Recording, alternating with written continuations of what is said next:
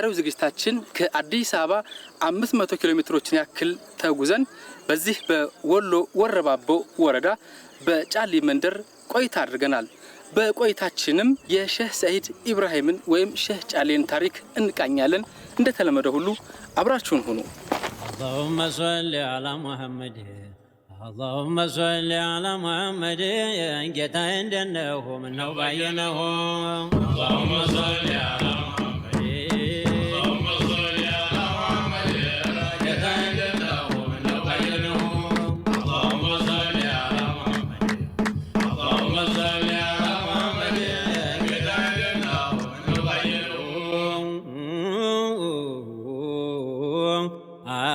ምስጋና ይድረሰው እንደዘየነው ተሞላውን በፊት እንዲያየነው በሁሉ ላይ ሹሙን እንዲያበየነው ተሌላው በመውደድ እንደለየነው ሒጃብ ገልተውልን ምነው ባየነው ገለታ ይድረሰው ለኛ እንደመጣው ተሁሉም አብልጦ በጀማል በታው ሼህ ሰይድ ጫሌ በአማራ ክልል ደቡብ ወሎ ዞን ወረባቦ ወረዳ ጫሌ በምትባል ቀበሌ ከ1872 እስከ 1948 ዓመተ ምህረት እንደኖሩ መረጃዎች ይጠቁማሉ።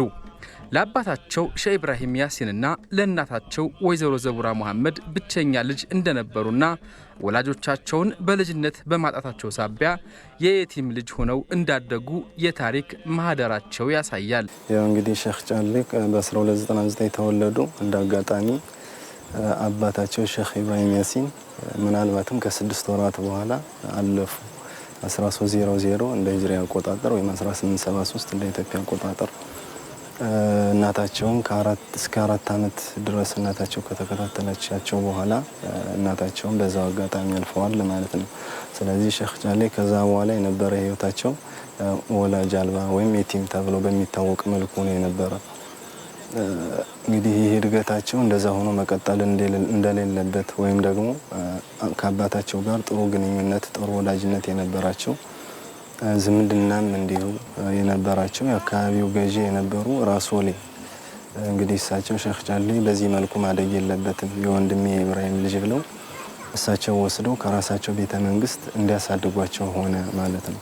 እና ሼህ ጫሌ ከ4 አመት በኋላ ያለውን የህይወት ክፍላቸውን እዛው ቤተ መንግስት ውስጥ ሆነው ነው ያካሄዱ ወይም ያጠናቀቁ። ያም እስከ 17 አመታት ድረስ የዘለቀ እንደሆነ ይታመናል።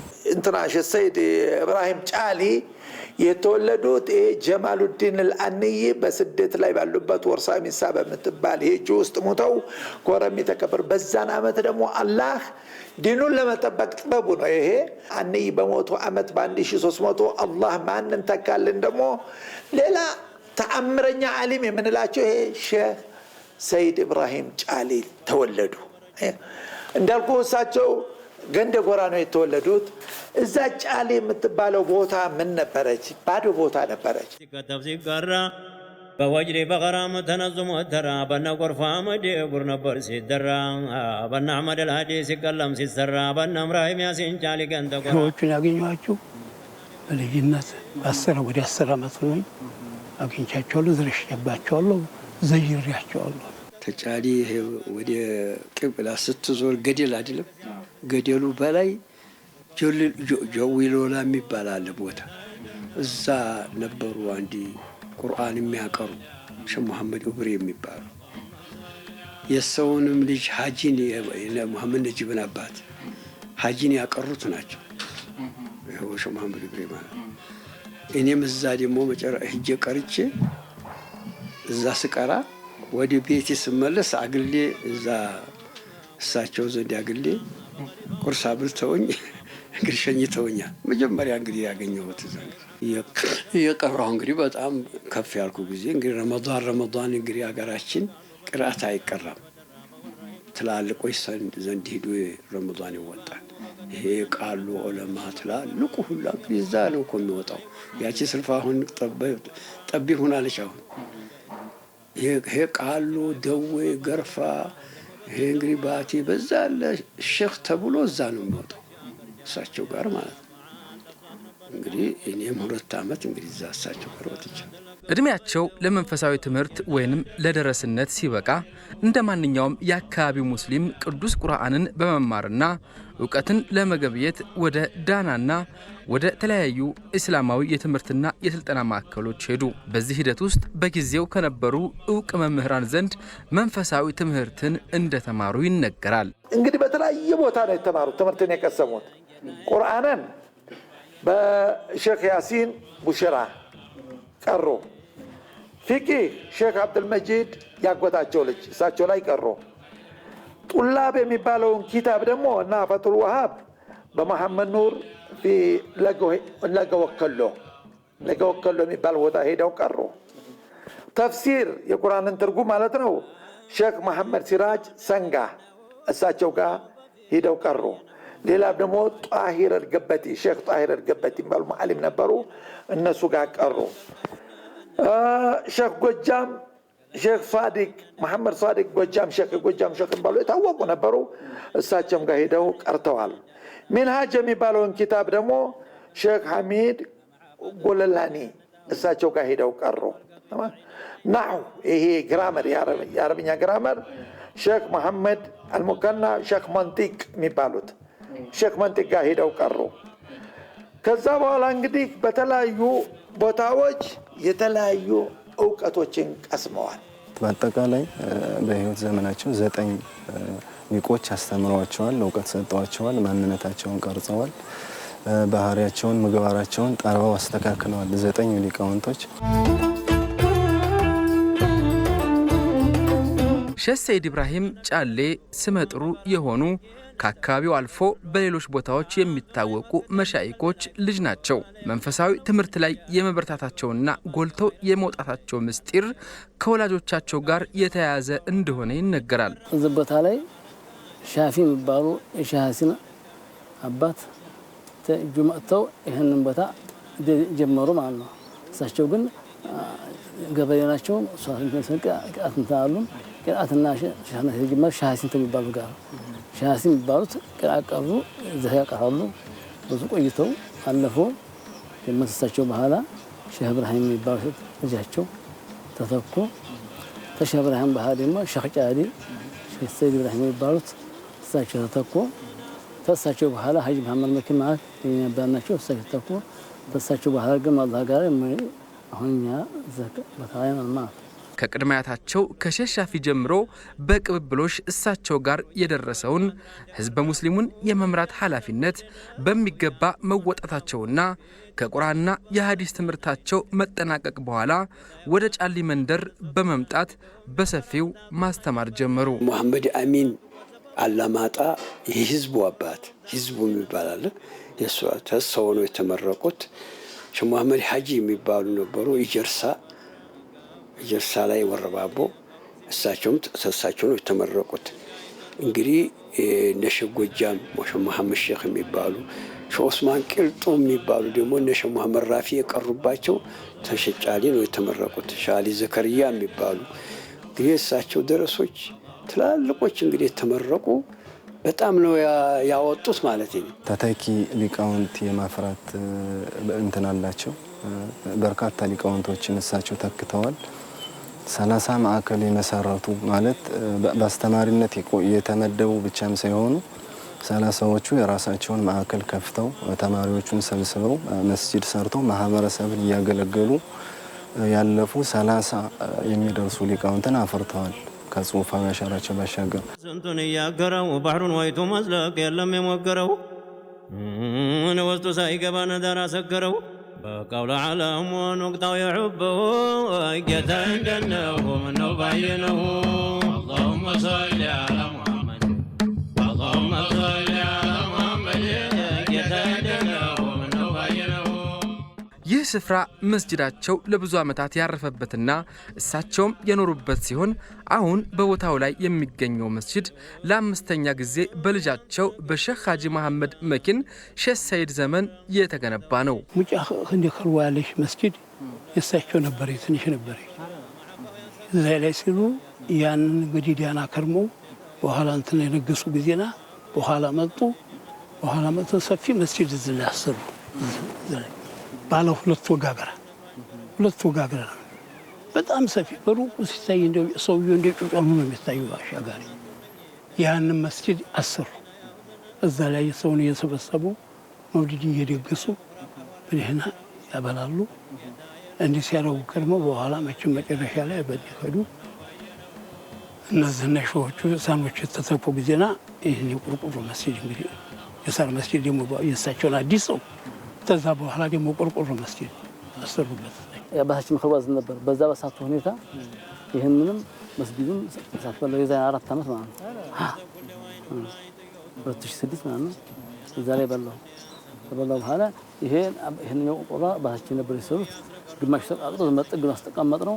እንዲያውም አሁን ይሄ መስጊዱን ተነስቶ እንዲያውም እሳቸው ቦታ ላይ መስጊድ ይሰራያል። በጣም አሰባለና ሼህ ጫሌ ወይንም በሙሉ ስማቸው ሼህ ሰይድ ኢብራሂም ያሲን ብዕራቸው የተባ ጸሐፊና ገጣሚ መሆናቸው ከአጽናፍ አጽናፍ ስማቸው እንዲጠራና በእሳቸው የህይወት ታሪክና ስራዎቻቸው ላይ የምርምር ስራዎች እንዲሰሩ ምክንያት ሆኗል። በዚች ገጠር ቀበሌ ውስጥ ለዘመናት ሲኖሩ የህይወታቸውን አብዛኛውን ክፍል ከቀለምና ብራና ጋር አድርገው አልፈዋል። ጽሑፎቻቸው በአንድ በኩል አጀም የተሰኙና አማርኛን ለሚሰማ ማህበረሰብ የተጻፉ ሲሆኑ ሌሎቹ በቁጥር ከ100 የሚበልጡት ደግሞ በአረበኛ ቋንቋ የጻፏቸው እጅግ የረቀቁና ሰፊውን ዓለምም የሚዳስሱ ሐሳቦችን የተሸከሙ ናቸው። بمملك حباتي وقوي جزباتي بصنف هباتي اللهم صل على محمد اللهم صل على محمد በልጅነት ጀምሮ በቆይቷል። እንግዲህ ማበጀት በአረበኛ ነበር። በአማርኛ አይነኩም ነበር። በአረበኛ ነበር። ይሄ መንዙማ የሚሉት አለ፣ ደላኢል ኸይራት የሚሉት አለ። የተለያየ እንግዲህ ይሄንን ድሮ በልጅነት ይዞ ነው የጀመሩት። ሸሚስባህ የሚባሉ ዲያና ነበሩ።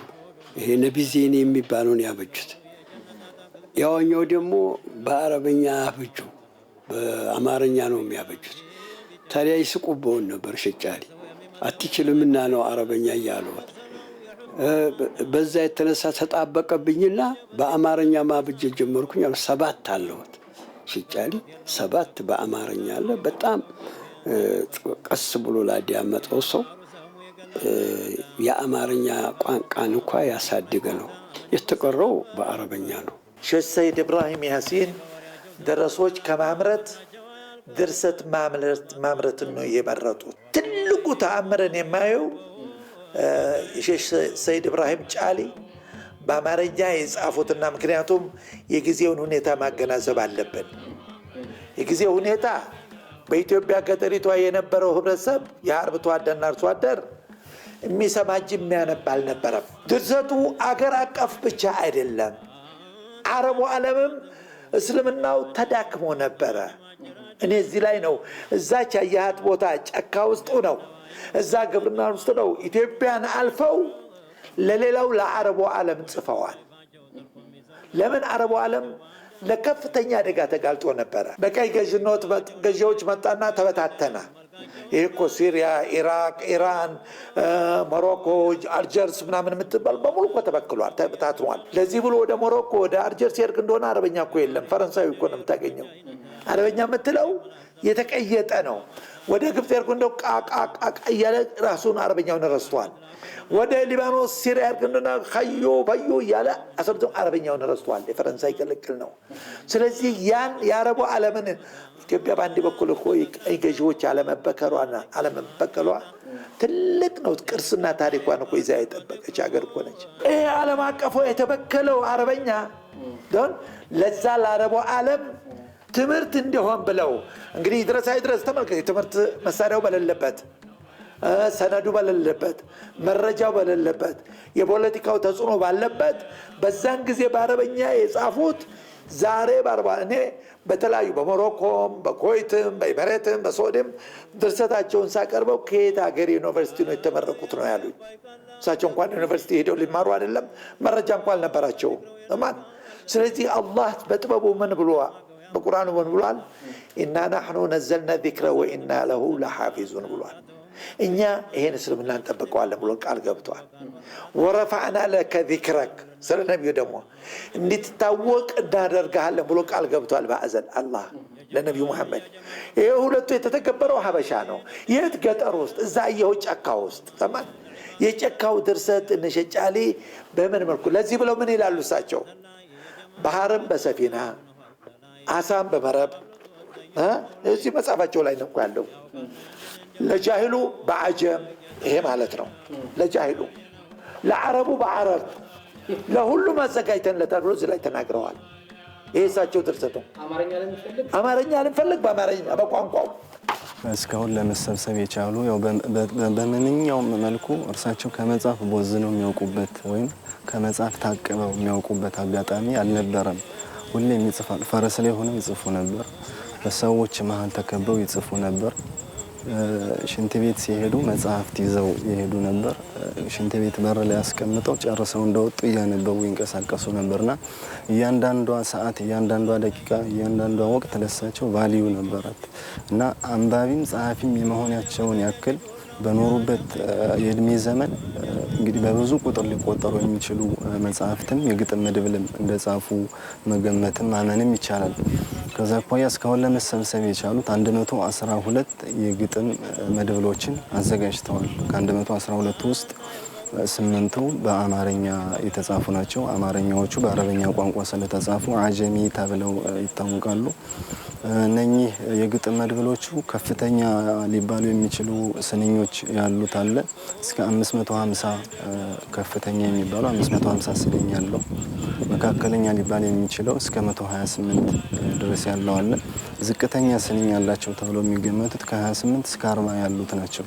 እነዚህ የግጥም መድብሎች አጠቃላይ 112 እስካሁን ለመሰብሰብ በቻለው ሁኔታ እንደዛ ይቆጠራሉ። ከነዛ ውጭ 5 መጽሐፋዊ ስራዎችን አበርክተዋል። 6 የሆኑ መጽሐፍት ናቸው።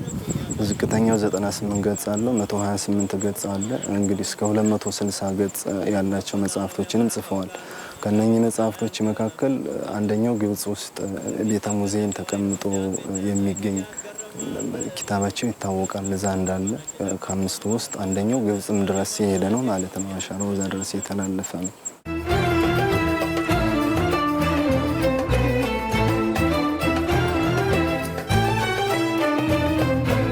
በሀገራችን የነበሩ ወልዮችና መሻይኮች በተለይ ደግሞ በአረበኛ ቋንቋ የጻፏቸው መጽሐፎቻቸው በስነ ጽሑፍ ቴክኒካቸው የበለጸጉና በይዘታቸው የተወደሱ ቢሆንም በተለያዩ ችግሮች ሳቢያ በመጥፋታቸውና በየመሳጅዱ ተደብቀው በመቅረታቸው አዲሱ ትውልድ እንዳይገለገልባቸው እንቅፋት ሆኗል። ሼህ ሰይድ ኢብራሂም በአንድ በኩል እስከ 500 ስንኝ ያላቸው የአማርኛ ግጥሞቻቸው ለአማርኛ ስነ ጽሑፍ አዲስና አይን ገላጭ ሲሆኑ፣ በሌላ በኩል ደግሞ እነዚህ ቁጥራቸው በርከት ያሉ ኪታቦቻቸው በአረበኛ ቋንቋ አጠቃቀማቸው ተወዳዳሪ የሌላቸው እንደሆኑ ምሁራን ይገልጻሉ። በባይ ጀመሩ በባይ ይጨርሳሉ፣ በላይ ጀመሩ በላይ ይጨርሳሉ። 118 ቤት በሚም ያለቃለ።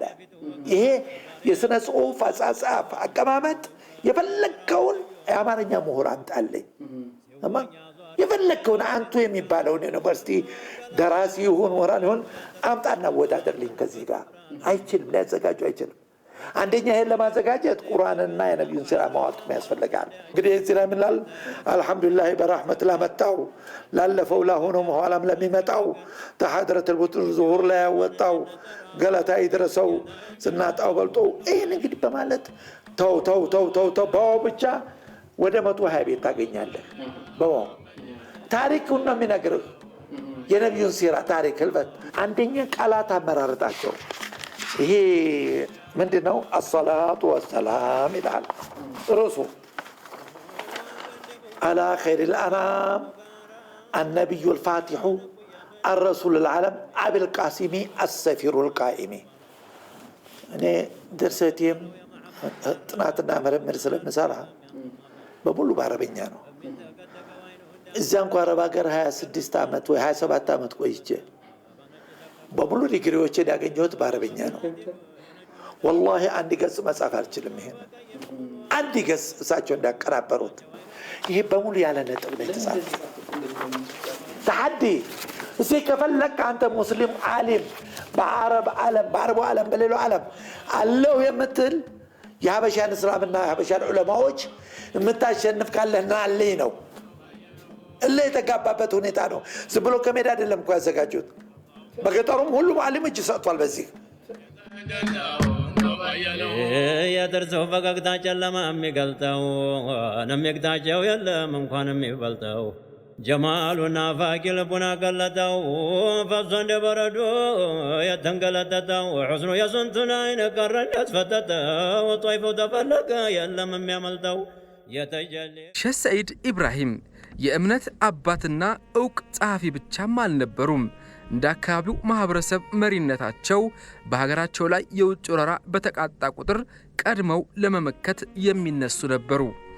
በዳግሚያ የፋሽስት ጣሊያን ወረራ ወቅት ቅኝ ገዥነትን በመቃወም ከአርበኞች ጋር በመሆን ከመታገላቸው ባለፈ በብዕራቸው ተቃውሟቸውን ይጽፉ ነበር። ሽጫሊ እንደዚሁ እንግዲህ ይገደሉ ተብሎ ያው ሽምግልና መካከላቸው ተገብቶ ሲደራደሩ አትግደሉብን በሚልና ሲደራደሩ ቆይተው መጨረሻ ላይ እንግዲህ የሚገናኙበትን ሰዓት ተወስኖ ያ ሰዓት ሳይደርስ ለሼህ እንግዲህ ክታብ አበጁ በጣሊያን ላይ።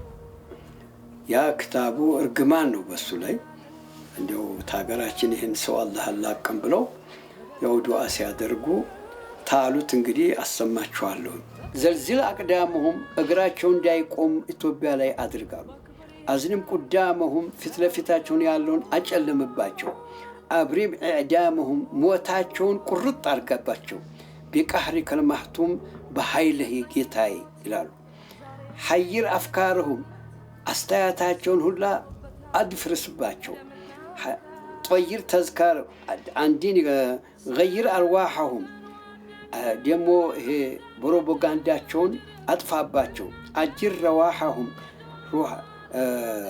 ጠይር አርዋሐሁም ሩሃቸውን አብረር ተአካላቸው ቀፎ እንዲህ ይላሉ። አነጋገራቸው እንዲህ ነው። ወርሚ ዋህዝም ጁኑደሁም ጦር ሰራታቸው ይሸነፍ። ወጥቢ ብኑደሁም ባንዲራቸው ከሄዱት በአንድ በኩል ፊት ለፊት ወይም በግንባር ተገናኝተው ከጄኔራሎች ጋር ቃል ተመላልሰው እንደሆነ የሚነገርበት ሁኔታ አለ። ከዛ ባሻገር ግን ግጥም አድርገው 352 ቤቶችን ጽፈው እንግዲህ በመጀመሪያ ደረጃ የወራሪዎቹን አስከፊ ማንነትና ገጽታ ከዛ ባሻገር ደግሞ እርሳቸው በወራሪዎቹ ላይ እንዲደርስ ወይም እንዲሆን የሚፈልጉትን ምኞት እና ሐሳብ ለሀገራቸው ከዛም ባሻገር ደግሞ እንግዲህ በወቅቱ የቱን የሚያክል ከፋ ወይም እንግዲህ ከመንገዱ ወጣ ሊባል በሚችል መልኩ የኖሩ ቢሆንም እንኳን ሀገሪቱ መንግስት አልባ መሪ አልባ መሆን እንደሌለባት እሳቤ ስለነበራቸው እንዲሁም ደግሞ ለንጉሱም ዱዓ ያደረጉበት ሁኔታ አለ። አሜን አውጣነና ይላሉ። ከተማችንን ሀገራችንን ሰላም አድርግልን። ባህልን ማበጠርም ሊሆን ይችላል። ወጣ ብለው ሀገርን የማፍቀር ፍቅርን የማቀንቀን ልዩ ክህሎትና ምስለት ነበራቸው። እነዚህ በጫሌ መስጂድ ቅጥር ግቢ ያገኘናቸውና ለቀረጻችን ስንል ያሰባሰብናቸው ቅርሶች እንደ መጽሐፎቻቸው ሁሉ የሼህ ሰዒድ ኢብራሂምን አሻራ የሚያሳዩ ናቸው። እሳቸው በሕይወት ዘመናቸው ይይዙት የነበረ ሰይፍ፣ የጸሎት ሙስካማና ሌሎች ቁሳቁሶች ከቅርሶቹ መሃል ይበልጥ ትኩረታችንን የሳቡ ናቸው። ይሄ ተዋንዛ የተጠረበ ነው። 2 ዓመት በላይ ይሆነዋል። 200 ዓመት በላይ 200 ዓመት ተዝ በላይ ይሆነዋል። ለምንድን ነው የሚያገለግለው? ለጣላ ቤት መስሪያ ቤት ተሰርሶበት በሸኾቹ በቀዲሞቹ ተሰርሶበት በኋላ ፈረሰ። ደግሞ በኋላ እሳቸው እኒህ ሳኖች ሰሩበት። በኋላ ፈረሰ። ደግሞ በኋላ አስቀምጠ ነው ይሄ። ይህን ደግሞ ሰይፍ ነው፣ ለሸኾቹ ነው። ለምን ይሄ የሚያገለግለው? ለከብት ማረጃ፣ ለግመል ማረጃ፣ ለከብት ማረጃ፣ ለግመል ማረጃ። የመውልድ የነቢ መውልድ መኸደሚያ ነው። ከየት ነው የመጣው ይሄ? ይሄ አስመራ። ይሄ ሸኾቹ የተቀበሉትን ሰፌተኞቹ የተቀበሉት ነው። የሌላ አላህ መዝከሪያቸው ነው። አላህን የሚዘክሩበት ነው። ይሄ ደግሞ አንካሳቸው ነው፣ ምርኩሳቸው። ወዲያና ወዲህ ሄዱ። ይህን የተመረኮሱ የሚሄዱበት ነው። ذكرون أدركون لرأس ضرورا ያፈንጫው ማማር ብናገር ሚራራ ማዶ ከሰፊው የታሪክ ማህደራቸው መሃል የሼህ ሰዒድ ለጋስነትና ለተቸገረ አዛኝነታቸው ጎልቶ ይነገራል። በጊዜው አብረዋቸው የነበሩ ተማሪዎቻቸውና ልጆቻቸው ይህንን ይመሰክራሉ። አሁን አንተ አንድ ቀሚስ ይዘህ ሄድክ እንደሆነ እንግዲህ ይመርቁሃል። ከሌ እንዲህ ያለ ይዞ መጥቶ ነበር ይባላል። ትንሽ ያገኑትና ይሄ ስጦታውን በኋላ ላልረባው ሰው ይሰጡታል። አይቀመጥምላቸው እጃቸው ላይ እንደዚህ ናቸው። አንድ ነገር እጃቸው አንዴ ተአሊሚራ በፊት ያዩ የሚሉት ነበረ። የአፋር ንጉሥ ማለት ነው። እሱ እቺ ግሌ የሚባላለች የወርቅ ናት። እቺ የአፋር ግሌ እሷን ስጦታ ሰጠሁት እንደው ያዩ ይዞ መጥቶ እያሉ እንደው የሚመጣ ሁሉ ያሳያሉ። እንደዚህ ሼህ ሰዒድ ኑር የሚባሉ የሰው ጋር የሚኖሩ አሉ ትልቅ። አሁን ይኸው ተመልከቱ ወደዋት ይመስላል እኮ ይላሉ። ላልረባ ሰው ይሰጧታል አሁን እያሉ ሲሉ አንዲ ተደጋ የመጣ ጌቶቼ ልብስ አጥቼ አልብሱኝ አላቸው። እንካ ይሄን ሽጥልህ መስጠት ነው። አይቆይም ላይታቸው ላይ እና የብቻ ሀብት አያረጉም። ተተባለው ልንገሩ እንደው ሰው ታሉት አንድ ትልቅ ሼህ ስመውን አልጠራም አቃወታለሁኝ። የሞቱ ጊዜ ብሩ በቁጥር አይደለም የተወረሱት በስፍር የክብረቱ ይሄን አይተው እኔ ዘቡራ ልጅ እንደው አንድ ብር ያስወረስኩ እንደው የነቢ ሰው አይደለሁም አሉ። ይሄን ብሎ ነበረ እንዲያሉት ሲሞቱ ሰው ልመና ስጡኝ ሲሎት እጆው ላይ ብር የለም ነበር። አርጎባት ባላ ተጫሊ በላይ ያለ መንደር አንድ ሰው አለ ተሱ 30 ብር ተበድረው ሰጥተውታል። ያቺ ኢዲያ ያለችበት ነው የሞቱት። በኋላ ሐጂ ልጆ ሐጂ ሰውየውን ጠርቶትን ካሉት አይ እኔ አውፍ ብያለሁ የሳቸውን አልቀበልም። አይ ብትፈልግ መልሰህ ስጠኝ እንጂ እኔ ከፍላለሁ ብሎ ከፈሉት። እንግዲህ ለሽጫሊ ተቸርነቱ ከፍ ያለ ነው ማለት ነው። የልዩ አይደለም የጀማዓው ነው አንድ ላይ የሚበላ ነው እንጂ የብቻ የሰው ብቻ አይደለም። ሸኸውም እንደዚህ ናቸው። የሸኸውም እንደዚህ ናቸው። የቂብላ ዑለሞች እንደዚህ ናቸው። የብቻቸው ሚስቶቻቸው ጋር በሉ ማለት ታይቶ አያውቅም።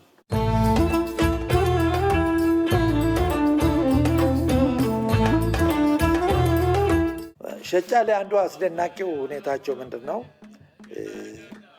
የህልፈታቸውን ቀን በቅድሚያ ተናግረዋል። ለምሳሌ ያን ጊዜ ሰው አልተገነዘበው ነበር።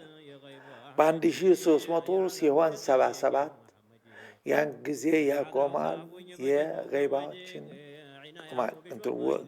ግባት ይላሉ። ማለት እንደ ሂጅራ አቆጣጠር ነው የምንሄደው።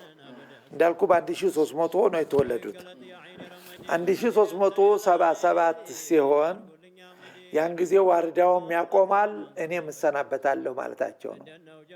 እንዳሉትም ዙልሂጃ 22 1376 ማለት 8 ቀን ሲቀረው ለ77 ጁሙዓ ቀን አዱሃ ሰግደው አላህ ብለው ጸጣሉ። ሮብ ቀን ፊዲያ ተብሎ ሰው ተሰብስቦ ዱዓ ሲደረጓል። ዱዓ ሲደረግ ብሎ እሳቸው እዛ ዱዓው ላይ እኔ አባቴ ቅዳሜ ነው የሞቱት፣ እኔ ካላህ ለምኜ አርብን አግኝቻለሁ አሉ። ያው ተበትኖ ሄደ ሰው። አሁን ልጆውን ደግሞ ሐጂን ጨርቁ ምናምንን አሳጠብ አህያ ይጫንና ጨርቅ ወሰዳቸው አሉ። ያ ጨርቅ ታጠበ። ልጅየው ተነስተው እዛ የሚያቀሩበት በወረን ሄዱ። አሁን እንግዲህ ሄዱ። ኸሚስ አድረው ጁሙዓ ጧት እዛ ትንሽ ረፈድ እንዳለ ቤት ሂደው መጡ ይላሉ። እንግዲህ እዛው ሂጄ ነው የነገሩን። እዛ የነበረው ነው የሚነገር። ቤት ሂደው መጥተው ቁጭ ብለው እቺ ቡና ፈልቶ እቺ ምንድን ይባላል ይሄ ቡና እናንተ እዛ ቀርቦ ይሄ ደላኢል ኸይራት እሱ እንዲህ እንደገደፋቸው እንዲህ እየቀሩ ይሄ ደላኢሉን ጨረሱና መጅማዕ በረካት የሚባል ደግሞ ሌላ አለ። እሱን እንዲህ አድርገው እንዲያሉት አላሁ አክበር አሉ። እንደዛው እንደ ልምዴው እንደሚጥለውት ማለት ነው። አላሁ አክበር ያለው እዚች ላይ ናት። ሩሆ አንድ ላይ ሄዳለች። አላሁ አክበር አሉ። አላወቀም የገደፈው ስለተለመደ ድምጣቸውን የሰሙ ሴቶቹ ቢመጡ ዳሳቸው ሄደዋል።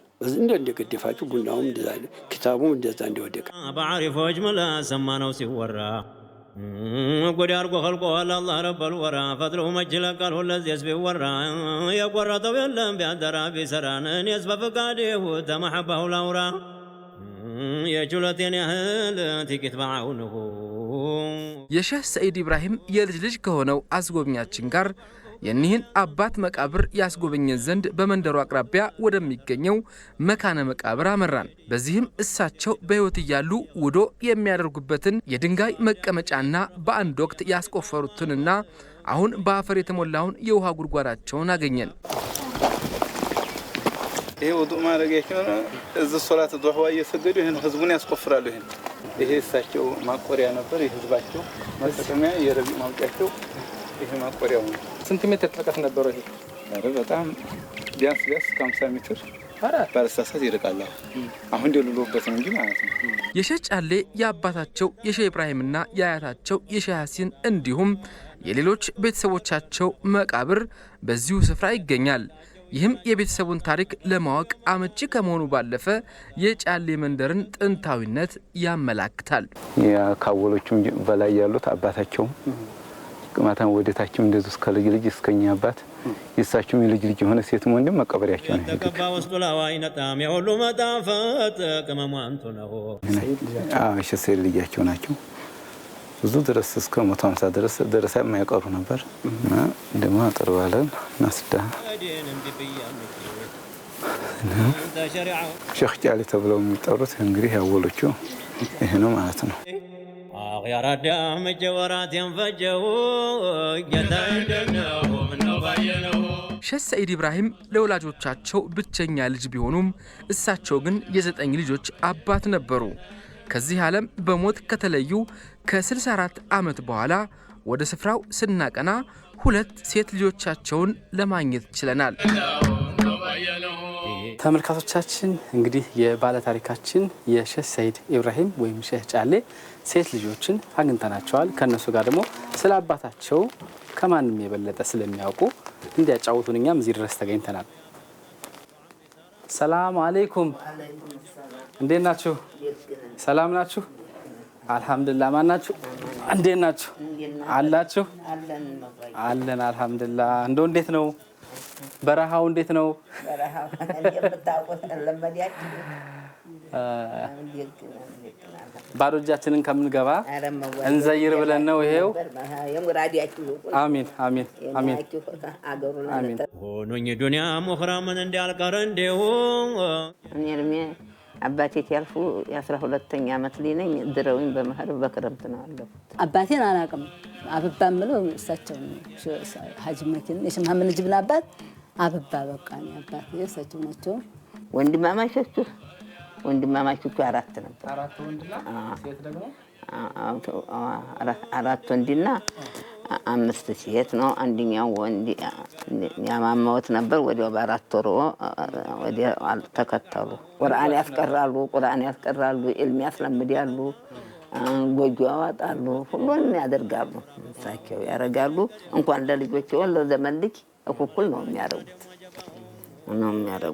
አልሐምዱሊላህ። መቼም የልጅነት ነገር ወራቱን ራቀው ታለፉም እኮ ቆዩ። እንደሚያስታውስ ነገር ይኖራል ያን ያሏችሁ በልጅነታችሁ?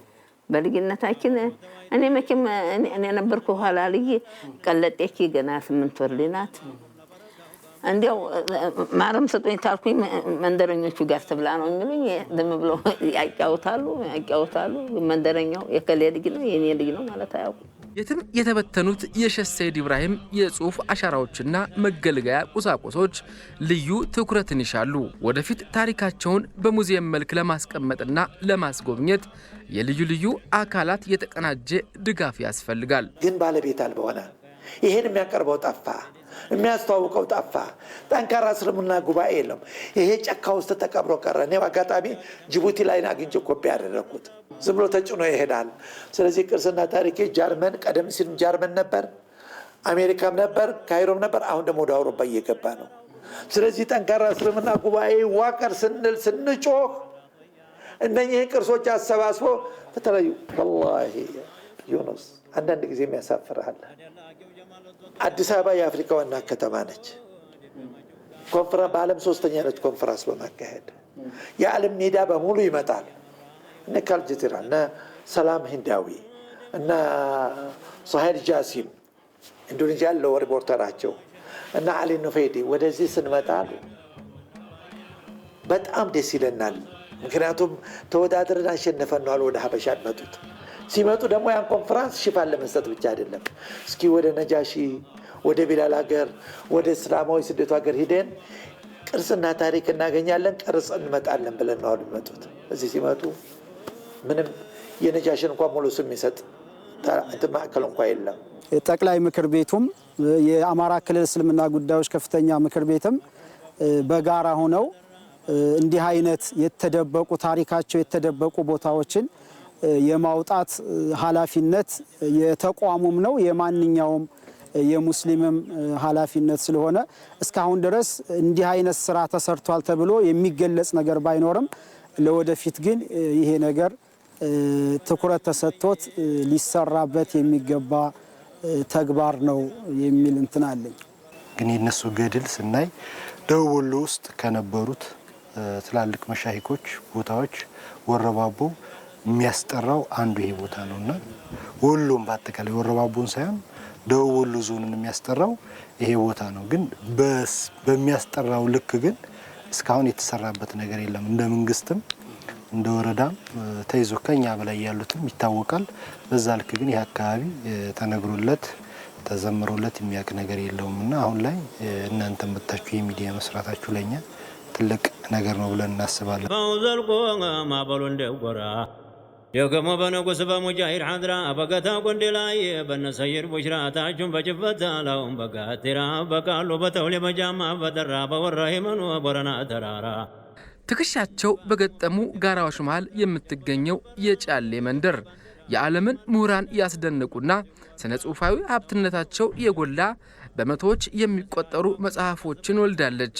ለምድር የከበዱ አንቱታቸው የጎላ ጥበበኛ ወልዮች መሻይኮችና የደጋጎቹን ታሪክ ከነመቃብራቸው በጉያዋ ይዛለች። ለመልከ ብዙዋና ለጥንታዊ ስልጣኔ ባለቤት ለሆነችው ኢትዮጵያ ሌላኛዋ ካስማና ማገር በመሆን የታሪካችን አንድ አካል ሆናለች።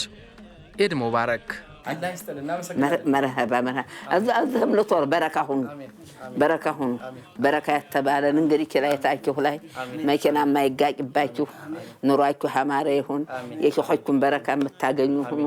እንዴት ተከተላችሁ እንደዚሁ እንደመጣችሁ ልጆቻችሁም ከይርንጂ ሞኛ የስሙ ሁንበት ያማረ ዕጣ ሰጥተናችኋል። ዛሬ ማለት ዱንያ ሰጥተናችኋል። የማይታበስ እድኩል አኮለናችኋል። የማይታበስ እንግዲህ የማይታበስ ኩል የማይታበስ እንግዲህ ያማረ እድል ሰጥተናችኋል።